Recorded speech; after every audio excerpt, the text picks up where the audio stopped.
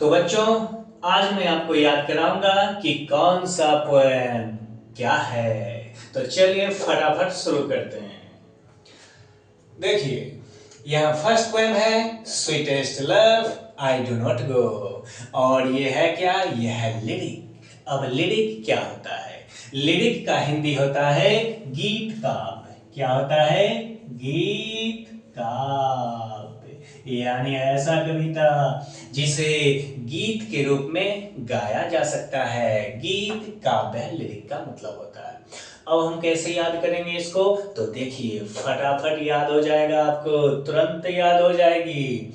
अब sweetest love I do not go का मतलब क्या होता है? तो देखिए, इसका मतलब क्या होता है। इसका मतलब होता है जाने मन मैं नहीं जा रहा हूं, नहीं जा रहा हूं। जाने मन मैं नहीं जा रहा हूं। अब हम कैसे समझेंगे कि ये गीत है? तो देखिए यहां पे क्या लिखा है। लिखा है जाने मन। अब जाने मन आप तो जरूर सुने होंगे। क्या सुने होंगे? तो जाने मन चुपके सारी दुनिया से चुपके तुमने ऐसी बात कही दिल मेरा खो गया। सुने हैं ना? जरूर सुने होंगे। मतलब ये गीत है। तो देखिए यहाँ लिरिक, लिरिक मीन्स गीत काव्य। याद रखना, भूलना मत। नेक्स्ट है सॉन्ग ऑफ माई सेल्फ, और ये भी है लिरिक। ये भी क्या है? ये भी लिरिक है, मतलब ये भी गीत काव्य है। अब इसे कैसे याद रखना है? तो इसे बहुत ही आसानी से हम याद कर लेंगे। ये देखिए सॉन्ग लिखा है। सॉन्ग मतलब गीत। ये तो गीत हो गया ना, सॉन्ग मतलब गीत। मीन्स ये भी song of myself lyric है। क्लियर? ओके। नेक्स्ट नेक्स्ट है now the lips are falling fast. अब जरा बताइए, ये भी लिरिक है, इसको कैसे याद रखेंगे? तो now the lips are falling fast का पहले हम हिंदी लिख लेते हैं। इसका मतलब होता है अब पत्ते तेजी से गिर रहे हैं, गिर रहे हैं। अब पत्ते तेजी से गिर रहे हैं। अब ये गाना सुना है कि नहीं आपने? सुना है। ये भी गीत है, नहीं सुना है? मैं सुना देता हूं अभी फटाफट। ये देखिए, सुनिए।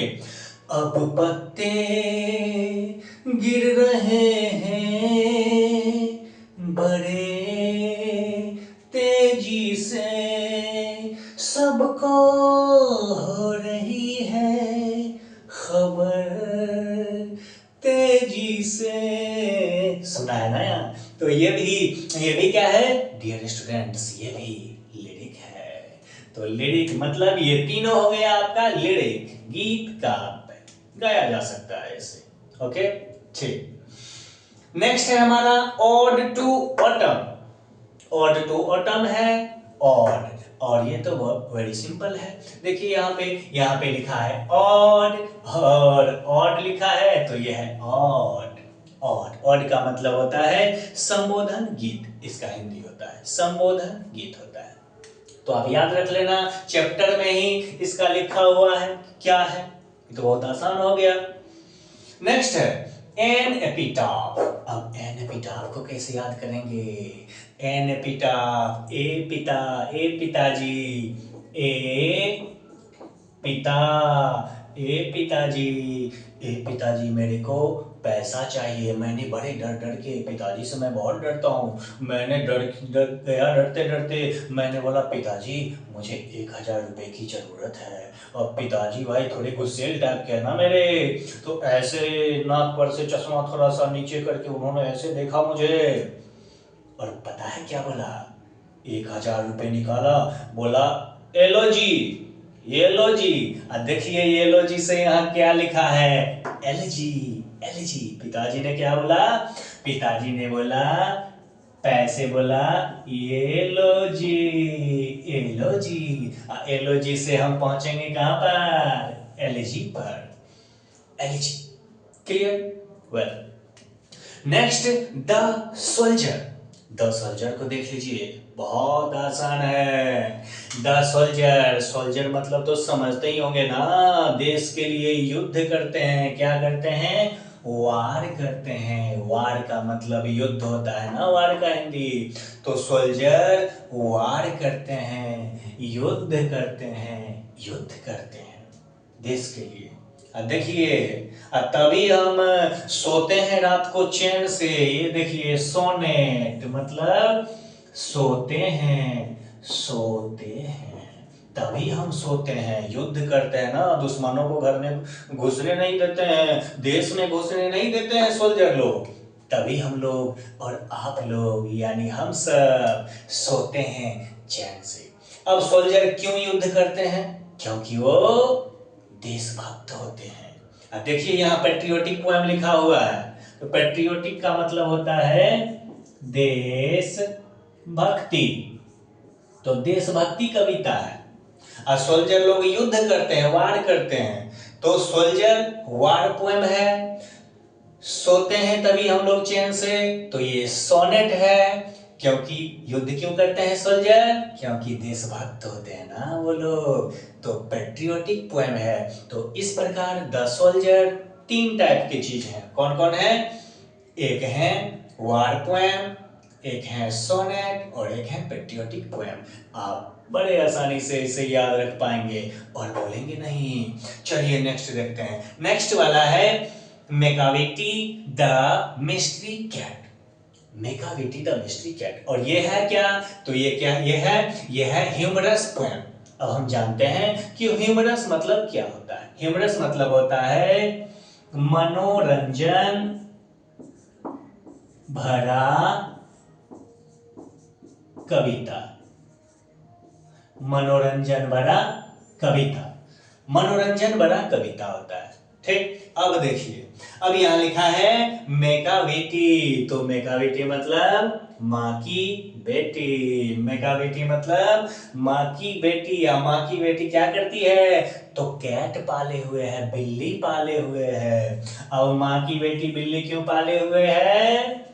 क्योंकि वो बिल्ली के साथ थोड़ा मनोरंजन करती है। तो मनोरंजन के लिए वो बिल्ली पाले हुए है। मनोरंजन के लिए माँ की बेटी क्या पाले हुए है? तो कैट पाले हुए है। तो मनोरंजन से ह्यूमरस, ह्यूमरस पोएम है। Very simple dear students. Next, fire hymn. Fire hymn. अब फायर हाइम क्या है? तो फायर हाइम है रिलीजियस पोएम। रिलीजियस मतलब धार्मिक कविता है। रिलीजियस मतलब क्या है? धार्मिक कविता। देखिए, धार्मिक कविता। अब धार्मिक कविता आप सबको पता होगा। हम लोग, आप लोग यानी ज्यादातर आदमी फायर को क्या बोलते हैं? आग बोलते हैं। लेकिन जो धार्मिक लोग होते हैं ना, वो आग नहीं बोलते हैं। वो क्या बोलते हैं? वो बोलते हैं अग्निदेव। अग्निदेव बोलते हैं। अग्नि, धार्मिक लोग क्या बोलते हैं? धार्मिक लोग आग को अग्निदेव बोलते हैं। ये देखिए, अग्निदेव। तो धार्मिक और धार्मिक से रिलीजियस मतलब फायर हाइम है रिलीजियस पोएम। देख रहे हैं ना। Next, snake. स्नेक अब सब जानते ही होंगे। स्नेक क्या है? स्नेक है प्रिमिटिव पोएम। अब प्रिमिटिव मतलब मैं बता रहा हूं क्या होगा। प्रिमिटिव का मतलब होता है परंपरागत कविता। प्रिमिटिव पोएम मतलब परंपरागत कविता। अब देखिए, इसको कितना आसानी से हम याद रखेंगे। स्नेक यानी सांप। और आप सबको पता होगा कि परंपरागत, ये परंपरागत हो जाएगा कि स्नेक जो है, यहाँ पे स्नेक बहुत पुराने जमाने से परंपरा चली आ रही है कि स्नेक को अपने देश में नागपंचमी में क्या होता है? स्नेक की पूजा की जाती है, दूध लावा चढ़ाया जाता है। तो ये परंपरा चले आ रही है। तो स्नेक याद रखिएगा, परंपरा से ये परंपरागत कविता है। क्या है? परंपरागत कविता है। क्लियर? ठीक है। अब लास्ट वाला देखते हैं। देखिए लास्ट वाला क्या है? My grandmother house. आ गई मेरी दादी, माय ग्रैंड मदर हाउस। तो मेरी जो ग्रैंड मदर है वो घर जा रही थी। कहाँ जा रही थी? हाउस, घर जा रही थी। अब बहुत बूढ़ी हो गई है ना, तो मैंने अपने दादी माँ को बोला कि गाड़ी रिजर्व कर लो, बहुत लंबा सफर था ना, गाड़ी रिजर्व करके जाओ आराम से। लेकिन मेरी ग्रैंड मदर मानने वाली नहीं है, थोड़ी कंजूस है ना। तो देखिए वो क्या की, वो ऑटो से चली गई। किस चीज से चली गई? ऑटो से। ऑटो से चली गई पैसे बचाने के लिए। तो ऑटो से ऑटोबायोग्राफी, ऑटो से ऑटोबायोग्राफी मतलब माय ग्रैंड मदर हाउस क्या चीज है? ऑटोबायोग्राफी। और ऑटोबायोग्राफी का हिंदी आप सबको पता होगा। नहीं पता है? कोई बात नहीं, मैं वो भी लिख देता हूं यहाँ पे। उसका मतलब होता है आत्मकथा। क्या होता है? आत्मकथा। तो इस प्रकार आपने देखा मेरी ग्रैंड मदर कैसी है, ऑटो से चली गई उतना लंबा सफर में। और आपकी ग्रैंड मदर कैसी है, कमेंट करके बताना मुझे। तो प्यारे बच्चों, देख लिया ना कि कैसे फटाफट ये सारे ऑड कौन ऑड है, कौन एलिजी है, कौन ह्यूमरस पोएम है, कौन सा प्रिमिटिव पोएम है, कौन सा रिलीजियस पोएम है। कितने आसानी से हमने याद कर लिया इसे। और यहाँ से हर साल आपके एग्जाम में क्वेश्चन पूछते हैं, क्योंकि मैं वही चीज लेके आ रहा हूं आपके पास जहां से डायरेक्ट क्वेश्चन पूछता है। तो आप बने रहिए मेरे साथ एग्जाम तक। फिर मिलते हैं नए टॉपिक के साथ। जय हिंद।